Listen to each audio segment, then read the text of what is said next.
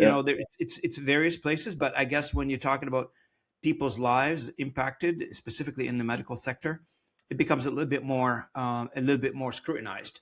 Now, one of the things is when we talk about the medical sector is specifically for translation is quality control. Walk me through your quality control chain, and where do most provider perhaps, I mean, you got to not ignore, you got to probably keep it in the back of the radar here is the price, which is, a lot of competition out there. Everybody's claiming something because Yep. money's becoming scarce, revenue's becoming Yep. scarce, so everybody's getting hungry out there, right? So, and that pushes certain behavior in a variety of industry leaders and providers. So, what does quality means to you, and how do you control it?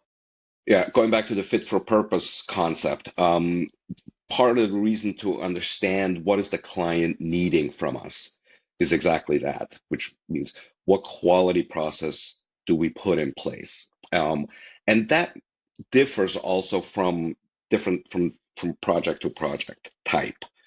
So, for example, for a linguistic validation process project, you have back translation, you have reconciliation, you possibly have cognitive debriefing, and all of those steps are required, in fact.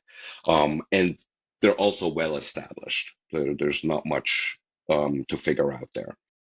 On the flip side of that, we literally had a conversation on Monday with a client who said, I know this sounds crazy, but uh, I have a million words in Chinese that I need in English for a regulatory submission by next Monday in 7 days. And they were realistic in their assessment that it was crazy. But it was interesting that they spoke to a number of translation companies because again they knew the challenge of it. And at the end of the day, they said everybody told us we were crazy except for Language Scientific. You really walked us through. Here are the possibilities, and here are the trade-offs with regards to quality.